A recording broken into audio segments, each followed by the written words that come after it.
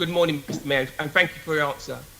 Do you accept that as a major consequence of your financial mismanagement of Transport for London over the last 4 years, TfL was in an appalling position to cope with lockdown? No, so the last 4 years we managed to reduce operating deficit by more than 71%. So it went from £1.5 billion to £200 million. We managed to increase the cash balances by more than 16%, which meant before the pandemic our cash balances were more than £2 billion. We managed to year on year reduce operating deficits, never done before in the 6 years before I became mayor and TfL being formed. We reduced, for example, the numbers of non-permanent labour by more than 57% over the last 4 years. And we're also servicing the debt of more than £7 billion taken out by the previous mayor.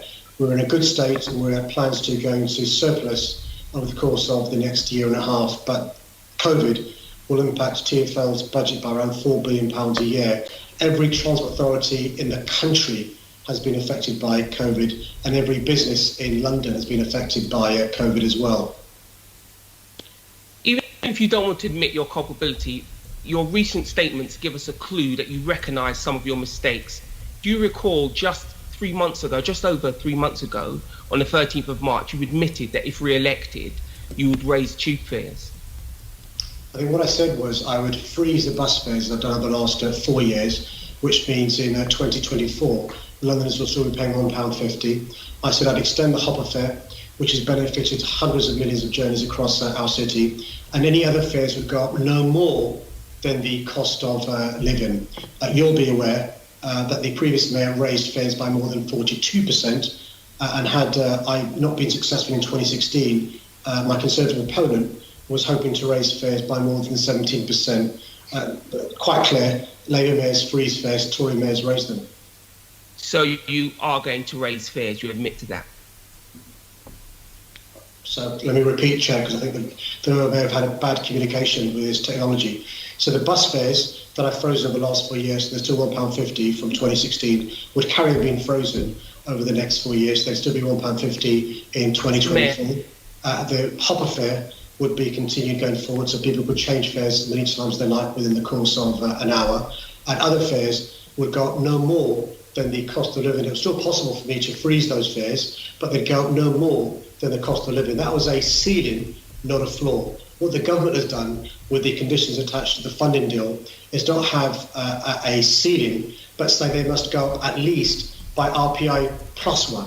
So it's not a maximum of cost of living, it's a cost of living plus 1%. Clear difference, and just demonstrates what we know, that dogs bark, ducks quack, Tories raise fares.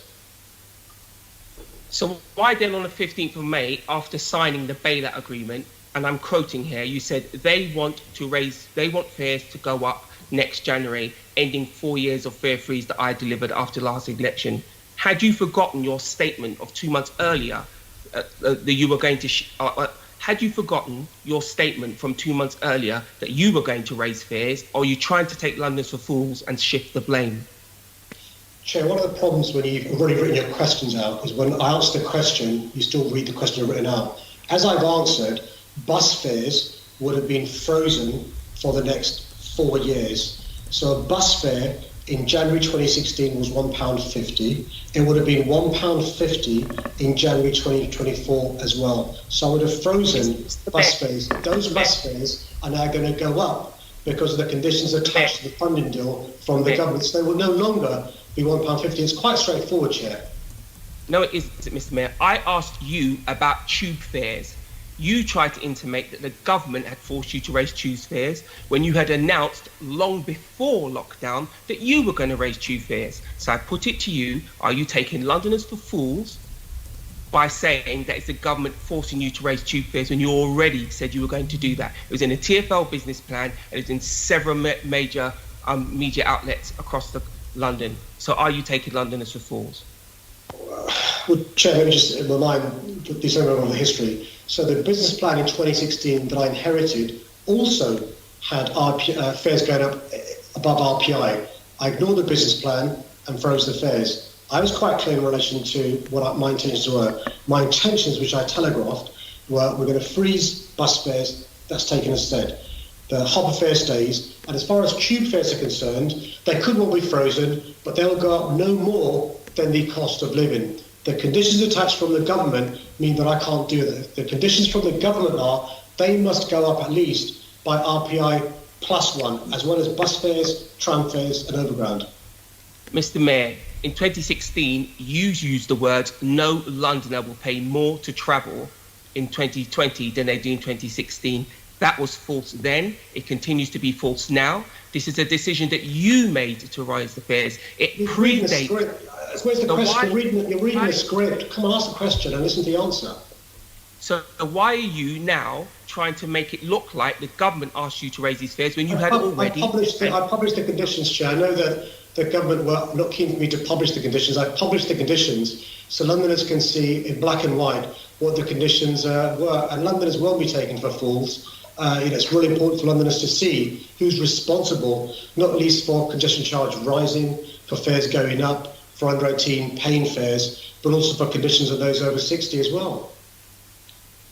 Mr. Mayor, so you are saying that your management of TfL had put TfL in a strong place when TfL has a record amount of debt.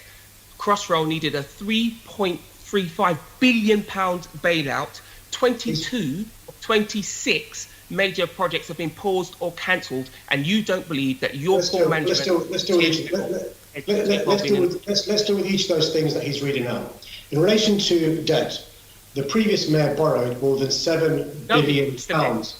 I've not borrowed more than £7 billion. I've been paying back the debt of the previous mayor, and in fact the £2 billion we borrowed is to invest in infrastructure.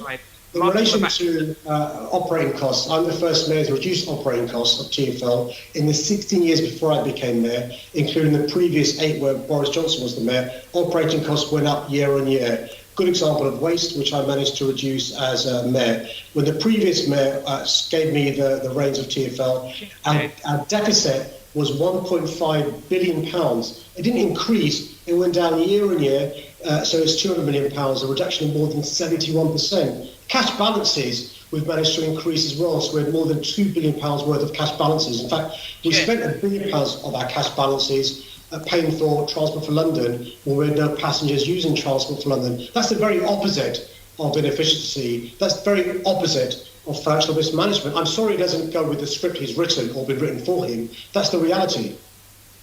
There's two, Chair, the Mayor is deliberately filibustering and wasting of time. Let's be clear, Mr. Mayor. The 30% of TfL staff you laid off don't think that you have done something efficient. Let's deal with the staff. We managed to reduce non-permanent staff by more than 57%.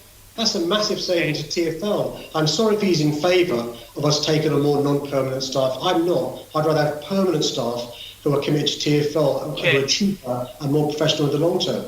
Chair, can you stop the Mayor, please? He's deliberately wasting our time and refused to answer the questions. We all know that he has run TfL into the floor and he should take responsibility for that. Thank you very much, Chair.